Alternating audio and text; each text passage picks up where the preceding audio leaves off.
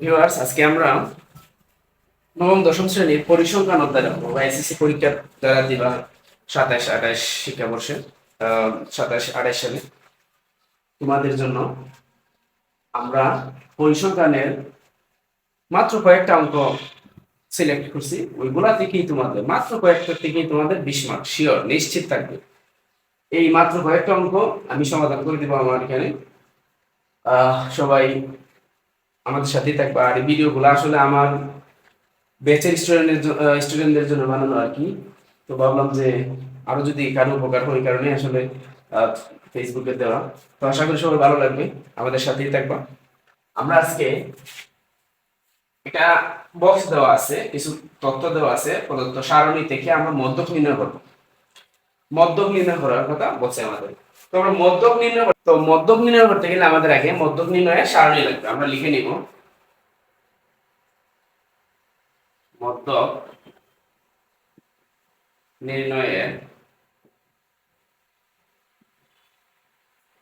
সারণী। মধ্যক নির্ণয়ের সারণীর গড় হবে আমাদের 3টে। তো আমরা শ্রেণীবৃত্তিটা লিখে নিব 31 থেকে 41, মানে 31 থেকে 41, তারপর হচ্ছে 41 থেকে 50, তারপরে 51 থেকে 60, 61 থেকে 70, 71 থেকে 80, 81 থেকে 90। কোন সংখ্যাটা দেওয়া আছে আমাদের 4 6 9 11 7 3। আচ্ছা, এখন আমরা ক্রমযোজিত কোন সংখ্যাটা লিখব। ক্রমযোজিত মানে ক্রমে ক্রমে যোগ করে যেটা বাড়ে আর কি। আমরা প্রথম যে গড়টা আছে ওইটা নিয়ে নিব, প্রথম যে কোন সংখ্যাটা আছে ওইটা নিব। ক্রমযোজিত কোন সংখ্যা প্রথম যে কোন সংখ্যাতে ওইটাই লিখব। তারপরে ক্রমযোজিত কোন সংখ্যার গড় আর কোন সংখ্যার যে নিচের গড় আর আর এভাবে আমরা যোগ করব। তো 4 আর 6 যে যোগ করি আমরা 10, 10 আর 9 যদি আমরা যোগ করি, এই যে এই গড় আর এই গড় যোগ করলে 19। এখন ওই গড় আর ওই গড় যদি আমরা যোগ করি 19, কোনা করলে যে উপরের গড় আর নিচের গড় 19 আর 11 যদি যোগ করি আমরা তাহলে 30। 30 আর 7 যদি আমরা যোগ করি 37, 37 আর 3 যদি আমরা যোগ করি 40। মানে হচ্ছে গণসংখ্যা প্রথম যা থাকবে তা, তারপরে আমি যেভাবে শিখাই কোনাকুনি আমরা যোগ করে ফেলি। এই যে 4 আর 6 যোগ করলে 10, এই যে এই ঘরের পরে কোনাকুনি হচ্ছে এটা 10 আর 9 যোগ করলে 19, 19 আর কোনাকুনি এগুলো যোগ করলে 31, 30, তারপর 30 আর 7 যোগ করলে 37, 37 আর 3 যোগ করলে 40। তো এই টোটাল যোগটা আমাদের কথা হচ্ছে 10 19 30 37 40।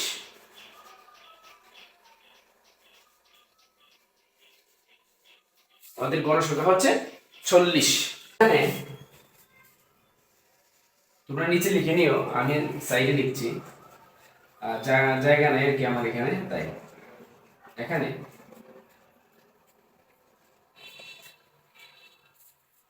এর সমান আমাদের 40।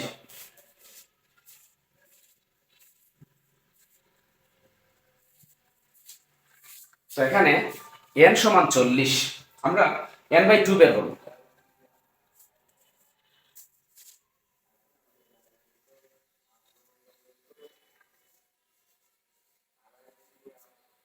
কে ভাগ করি, দুইটা যদি আমরা 40 কে ভাগ করি তাহলে আমরা পাইতেছি 20। কত পাইতেছি? 40 কে ভাগ করলে 20। ওকে। আচ্ছা, এখন 20 তম পদের মান কোথায় আছে? এই যে 20 তম পদের মান এখানে আছে নাই? 4 10 4 10 19 30। 19 এর পরে 20 থাকার কথা, কিন্তু 19 এর পরে এখানে আছে 30। তার মানে 19 এর পরে যত সংখ্যা আছে 30 এর আগ পর্যন্ত 30 পর্যন্ত সবগুলাই এইখানে আছে। তাহলে মধ্যক শ্রেণী হচ্ছে আমাদের 61 থেকে 70। আমরা বুঝতে পারছি যে 20 কোথায় আছে? 19 পর্যন্ত নাই, এরপরে আছে, এরপরে এখানে আছে, 30 এর মধ্যে আছে। তাহলে এই শ্রেণীটা হচ্ছে আমাদের দরকার। এই যে এটা হচ্ছে আমাদের মধ্যক শ্রেণী। তাইলে আমরা লিখতে পারি মধ্যক হলো 20তম পদে মান 20তম পদে এত শ্রেণীতে।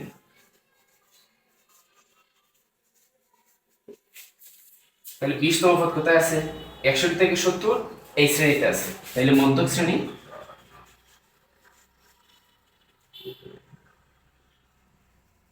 মধ্যক শ্রেণী 61 থেকে 70, এটা আমরা বুঝতে পারছি আশা করি। মধ্যক শ্রেণী হচ্ছে 61 থেকে 70। অতএব অতএব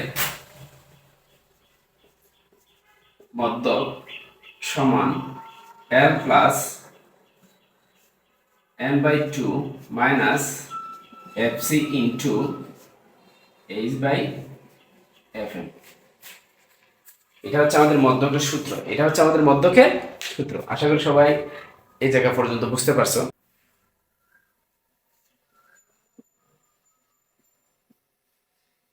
এখানে একটা বিষয় হচ্ছে L এর মানটা বের করতে হবে, n/2 এর মানটা বের লিখতে হবে, fc এর মানটা লিখতে হবে, h এর মানটা লিখতে হবে,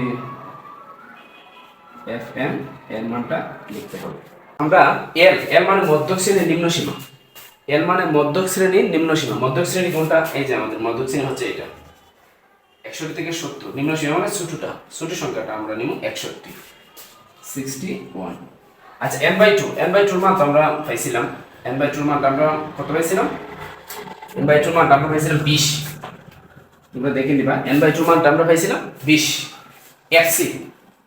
fc মানে cumulative frequency, cumulative frequency. fc এর মানটা হচ্ছে এই যে আমরা মধ্যক শ্রেণী পাচ্ছি, fc এর মানটা হচ্ছে এই যে আমরা মধ্যক শ্রেণী পাইছি, যেটা এটার ক্রমযুক্ত গণসংখ্যা আগের করে যে মানটা আছে এটা হচ্ছে আমাদের fc এর মান। তোমরা ভালো করে দেখে নিও। তারপর h মানে শ্রেণী ব্যক্তি, শ্রেণী ব্যক্তি কত আমাদের? 31 থেকে 41 পর্যন্ত। দেখো 31 থেকে 41 পর্যন্ত শ্রেণী ব্যক্তি আমাদের 10। আর fm মানে মিডল ফ্রিকোয়েন্সি, মিডল ফ্রিকোয়েন্সিটা মানে আমাদের গণ যে মধ্যক শ্রেণীটা পাইছি এটা গণসংখ্যাটা কত? এটা গণসংখ্যা হচ্ছে 11। তাহলে আমরা লিখতে পারি এখানে 11। ঠিক আছে? আচ্ছা ওকে, তাইলে আমরা এখন মানটা বসাচ্ছি। দেখো L এর মান হচ্ছে 61, তারপরে প্লাস n/2 এর মানটা হচ্ছে 20 মাইনাস fc এর মানটা হচ্ছে 19 ইনটু h এর মানটা হচ্ছে 10, f এর মানটা হচ্ছে 11। এভাবে আসলে তোমরা আগে মানটা বসাই দিবা। হ্যাঁ, তারপরে আমরা যেটা করি, আমরা বিয়োগ করবো আগে ব্র্যাকেটের ভিতরে। 20 থেকে 19 বিয়োগ করলে আমরা পাইতেছি 1 গুণ আছে আমাদের 11/10, যা আছে তাই নেব।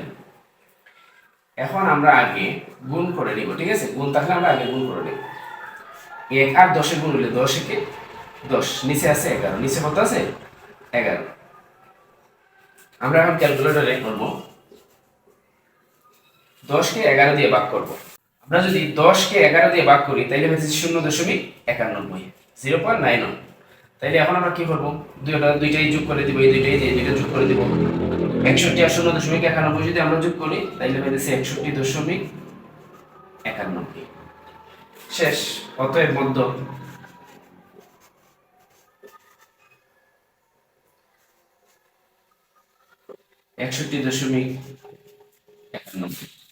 এটাই আমাদের আনসার। আশা করি সবাই বুঝতে পারছো। যদি অসুবিধা হয় আমাদেরকে আসলে জানাইবা, বা কোনো প্রয়োজন তোমাদের জানাইলে আমরা করে দিব। আর আমরা আসলে এগুলো ব্যাচের মধ্যে সবগুলো ক্লাস আমরা দিই। আমার যে ব্যাচ আছে 6 to 10 আমি পড়াইতেছি। আমার সবগুলো ক্লাস ভিডিও হয়, সবগুলো ক্লাসে আমি আমার গ্রুপে দিই। যদিও ফেসবুকে মাঝে মধ্যে কিছু দিই, সবার উপকারের জন্য সব তো আর দেওয়া সম্ভব হয় না। তো আশা করি সবাই বুঝতে পারছো। এখন আমরা দশম শ্রেণীর এই তথ্যটা থেকে সারণ থেকে আমরা প্রচুরক নির্ণয় করবো। প্রচুরক নির্ণয় হওয়া একই সহ, যে কোনো সারণ দিয়ে যদি বলে প্রচুরক নির্ণয় হওয়া এভাবে করবা তোমরা। ঠিক আছে, কোনো অসুবিধা নেই।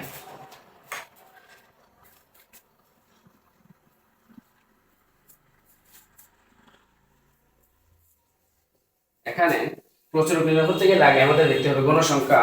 বক্স থেকে নির্ণয় করতে গেলে দেখতে হবে গণসংখ্যা কোনটা বেশি। এই যে 15 বেশি, এই যে 15। তাহলে 15 গণসংখ্যা এখানে গণসংখ্যা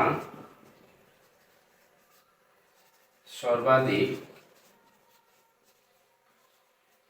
15 বার আছে কোন শ্রেণীতে? 51 থেকে 60 শ্রেণীতে। 51 থেকে 60 শ্রেণীতে। বুঝতে পারছো সবাই? বেশি যেটা আছে গণসংখ্যা ওইটা আমার কোন জায়গায় আছে? ওইটা আছে 51 থেকে 60 শ্রেণীতে। তাহলে সুতরাং প্রচুরক শ্রেণী কত? সুতরাং প্রচুরক শ্রেণী হচ্ছে আমাদের 51 থেকে 60। আমরা আশা করি সবাই বুঝতে পারছি। ওকে, এখন আমরা প্রচুরক শ্রেণী পাইছি। এখন আমরা প্রচুরকের সূত্রটা লিখব।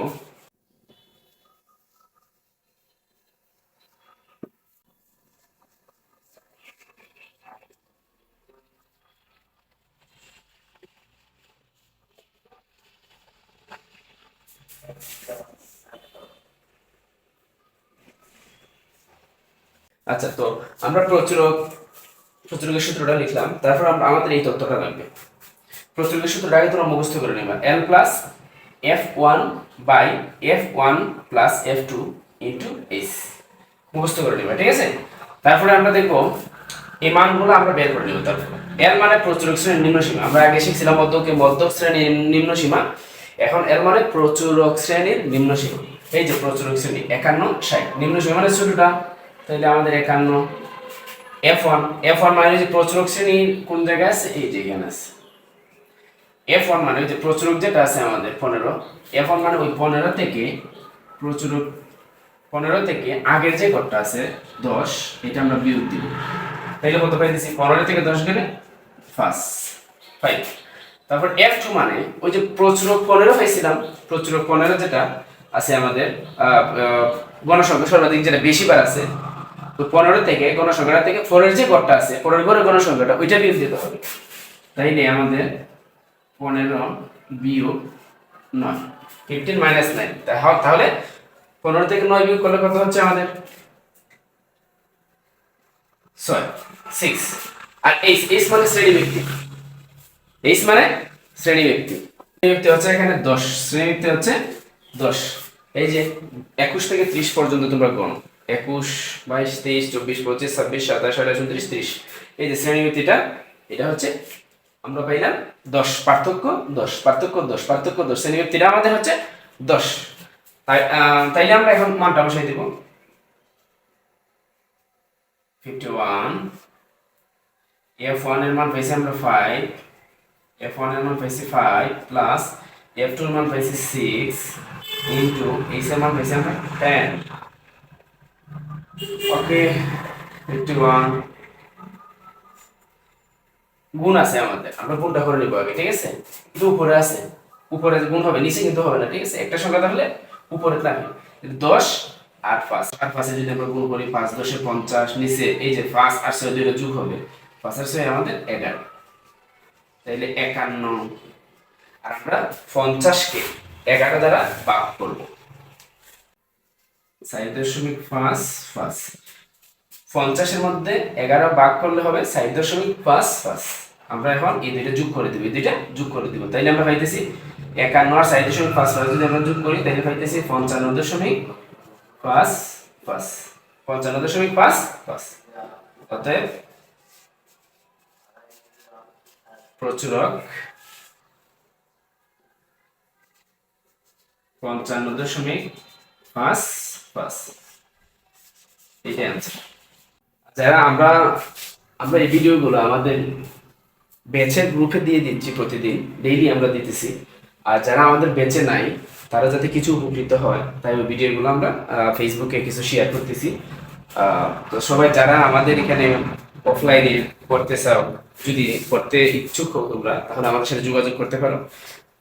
জারুলিয়া বাজার, জারুলিয়া মাদ্রাসার বিপরীত পাশে এখানে আমাদের কোচিং সেন্টার আছে। এখানে আমি ব্যাচ পড়াই সকাল থেকে, আবার আমি বিকেলেও এখানে একটা ব্যাচ পড়াই দিছি।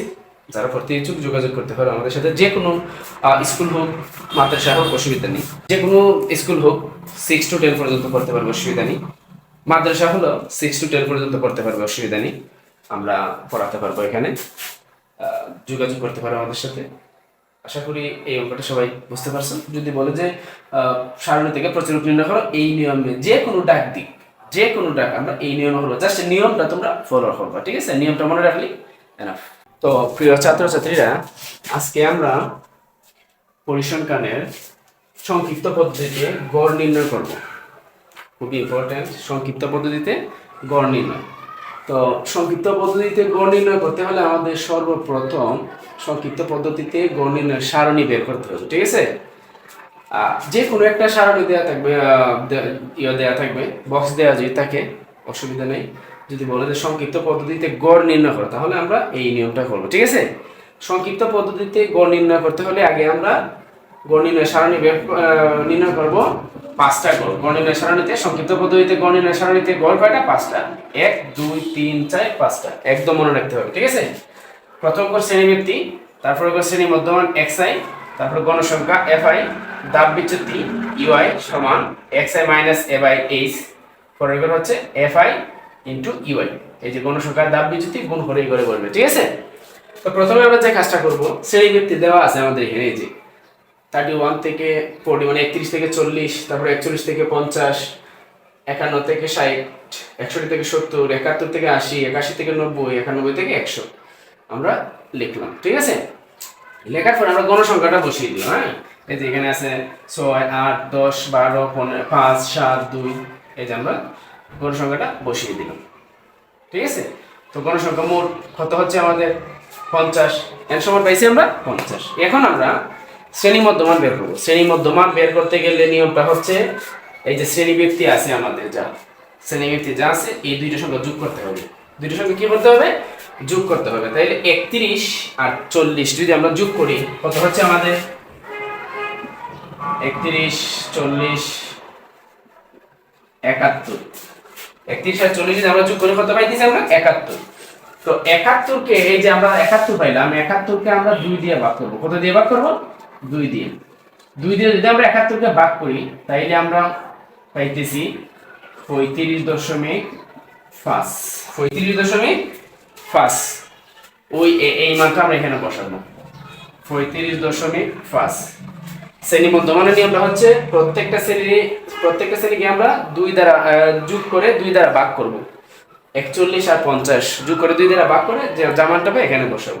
প্রথম যেটা আমরা বের করব, 31 আর 40 দুইটা যোগফল হচ্ছে আমাদের 71, 2 দ্বারা ভাগ করলে আমরা পাইতেছি 35.5। তারপর থেকে আমরা এইভাবে করার দরকার নেই। শ্রেণী ব্যবধানটা কত আমাদের দেখতে হবে। শ্রেণীবৃত্তি কত? আমাদের শ্রেণীবৃত্তি হচ্ছে 10। 31 থেকে 40 পর্যন্ত শ্রেণীবৃত্তি কত? 10। তারপরে 10 পার্থক্য 10 গড় মান বসাই দিলেই হচ্ছে, যেমন 35.5। এরপর 10 গড় হচ্ছে 45.5, তারপরে 10 গড় হচ্ছে 55.5, তারপরে 10 গড় হচ্ছে 65.5, তারপরে 10 গড় হচ্ছে 75.5, তারপর 10 গড় হচ্ছে 85.5, তারপর 10 গড় হচ্ছে 95.5, তারপর 10 গড় তো নাই, ঠিক আছে, 95.5।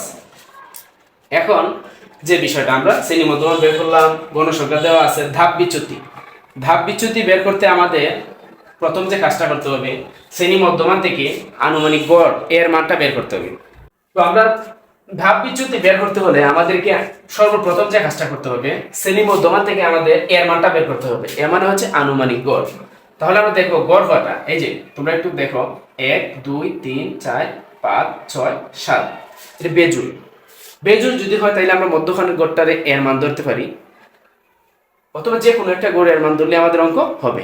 আর জোড় যদি হয়, জোড় সংখ্যা যদি হয়, তাহলে মধ্যখানের যে দুইটা গড় থাকবো, মধ্যখানের এই দুইটা গড়ের একটারে আমরা এর মান ধরবো, যে কোনো একটা ধরলেই হবে, অসুবিধা নাই। আর জোড় হলে মধ্যখানের দুইটার একটা, আর বেজোড় হলে যে গড়টা আমাদের মধ্যখানে থাকবে এইটাকে আমরা এর মান ধরবো। তাহলে আমরা ধরতে পারি 1 2 3 4 5 6 7, তাহলে মধ্যখানের গড় হচ্ছে এই যে এটা, আগে 3 গড় 1 2 3, পরে 3 গড় 1 2 3, তাহলে এই যে এটা হচ্ছে আমাদের এর মান ধরলাম আমরা, ঠিক আছে? এটা হচ্ছে আমাদের আনুমানিক গড়, এটা হচ্ছে আমাদের আনুমানিক গড়। এইটা বের করার পরে আমরা ধাপ বিচ্যুতি সোজা, এই যে সোজা যাইয়া শূন্য বসাই দিব, সোজা যাইয়া কি বসাই দিব? শূন্য বসাই দিব, ঠিক আছে? এটা শর্টকাটে আর কি আমরা বের করতেছি, সূত্র দিয়ে বসাই করলে অনেক সময় লাগবে তাই। আর উপরে যত গড় আছে আমরা গুনবো, 1 2 3, আমরা -1 -2 -3 উপরে যত ঘর আছে আমরা মাইনাস দিয়ে বসিয়ে দিব আর নিচের ঘরগুলো আমরা প্লাস দিব ঠিক আছে এই যে প্লাসের 1 শূন্য নিচের ঘর প্লাসের 2 প্লাসের 3 এটা তো আর আমাদের না এটা মোটের ঘর এখানে লাগবে না বুঝতে পারছো তোমরা তাহলে আমরা দাব বিচ্যুতি বের করা শিখে গেছি হ্যাঁ এখন আমরা এফআই ইউআই মানে হচ্ছে আমাদের এই যে এফআই গণসংখ্যার ঘরটা আছে আর ইউআই মানে দাব বিচ্যুতির যে ঘরটা আছে এই দুইটা সংখ্যা এই দুইটার মান গুণ হয়ে এখানে পড়বে ঠিক আছে এই যে মাইনাসে প্লাসে মাইনাস 3 আর 6 গুণ করলে 3 6 18 মাইনাসে প্লাসে মাইনাস 2 আর 8 যদি আমরা গুণ করি 8 2 16 মাইনাসে প্লাসে মাইনাস 10 একে 10 শূন্য দিয়ে 12 যদি আমরা গুণ করি 0 5 একে 5 7 দুগুণে 14 3 দুগুণে 6 এই হচ্ছে আমাদের এফআইইউ এর মান এখন আমরা এটা যোগ করে দিব এটা যোগ করলে আমরা লিখতে পারি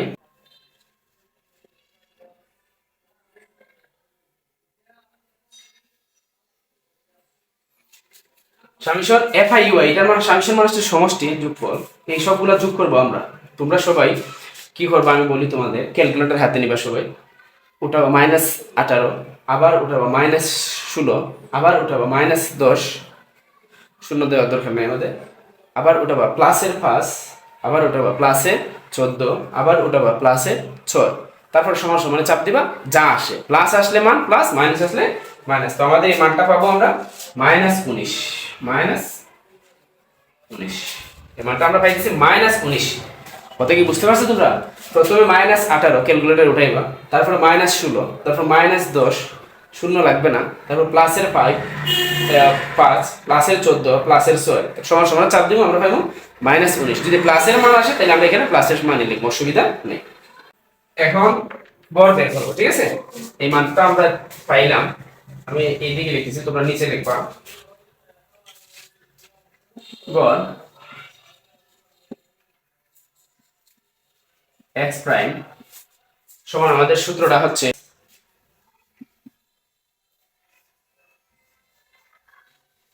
summation fi ui by n into h এই হচ্ছে আমাদের গড় নির্ণয়ের সূত্র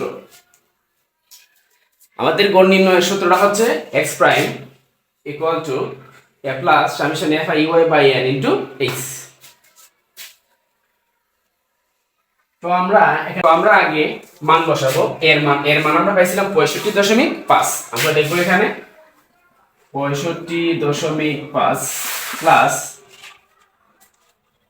সামেশন fi এর মান পাইছিলাম আমরা -19 n এর মান পাইছিলাম আমরা 50 আমরা দেব এখানে 50 ইনটু h এর মান হচ্ছে সেমিভেক্টিভ পাইছিলাম আমরা 10 সেমিভেক্টিভ পাইছিলাম আমরা 10 তাহলে h এর মান হচ্ছে 10 তো এখন আমরা গুণ করব ঠিক আছে এখানে আমরা একটু কেয়ার করি এখানে প্লাস এখানে মাইনাস এখানে আছে প্লাস এখানে আছে মাইনাস আমরা গুণ করে নেব প্লাসে মাইনাসে মাইনাস প্লাসে মাইনাসে মাইনাস যদি প্লাসে থাকতো তাহলে তো আর এই গুণটা করা লাগতো না যেটা আছে এটাই হতো যেহেতু দুইটা চিহ্ন দুই জাত প্লাসে মাইনাসে মাইনাস আর ওই যে 10টা এটা গুণ আছে উপরে আছে একটা সংখ্যা থাকলে উপরে থাকে 10 আর 9 যদি আমরা গুণ করি তাহলে হচ্ছে 190 নিচে হচ্ছে আছে আমাদের 50 তাহলে এখন আমরা 190 কে 50 দ্বারা ভাগ করব 90 কে 50 দ্বারা ভাগ করলে আমরা পাইতেছি 3.8 তো আমরা 65.5 থেকে মাইনাস করব 3.8 65.5 থেকে 3.8 যদি আমরা মাইনাস করি তাহলে আমরা পাইতেছি 61.7 এটা হচ্ছে আমাদের आंसर সংক্ষিপ্ত পদ্ধতিতে গড় নির্ণয় করা আমাদের হয়ে গেল 61.7 আশা করি সবাই বুঝতে পারছো